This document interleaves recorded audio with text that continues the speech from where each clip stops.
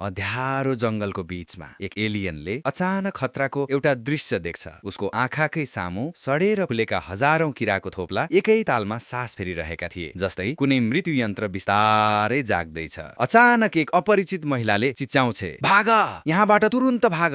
Alien आकाशतिर हेर्छ र उसले देख्छ रातको निष्पट अँध्यारो चिरिँदै एउटा विशाल रक्तपिपासु चराले आकाशबाट कडा ढुङ्गो फालिरहेको छ। ढुङ्गो झर्दा किराहरू एक एक गर्दै फुट्न थाल्छन्, फुट्दै विस्फोट हुँदै र घना कालो झट मार्ने विष हावामा फैलिन थाल्छ। एलियन डरले थर्कन्छ, तर बिचौलै एक किराको झङ्कारिएको विसिलो काँडाले उसको घाँटी छेडिदिन्छ। तुरुन्तै उसको आँखा धमिलो, मस्तिष्क भारी र शरीर सुन्निन थाल्छ। ऊ कसैले देख्ने नसक्ने हालतमा कमजोर हातले चकु निकालेर त्यो दैत्याकार चरालाई मार्न खोज्छ, तर उसको लक्ष्य बिग्रिन्छ। चकु त सिधै अघिल्तिर उभिएकी महिलाको छेउमा झर्छ। अन्ततः उसको शरीर ढल्छ, अन्धकारले उसलाई पुरै निलिदिन्छ। त्यति नैमा काँडा जस्ता पन्जा झिकेर विशाल चराले उसको मृत शरीर तान्न घाल्छ र त्यस क्षण महिलाले डरलाग्दो गर्जन निकाल्दै त्यो दैत्य चरालाई दुई टुक्रा पारिदिन्छे। उनी एलियनलाई होसमा ल्याउन खोज्छिन्, तर जब एलियन उठ्छ उसले थाहा पाउँछ ती महिला मानिस थिएनन्। उसको शरीरको तल्लो भाग अस्तित्वमै थिएन, दुवै खुट्टा रहित आधा शरीर लिएर उभिएकी एक भयानक प्राणी।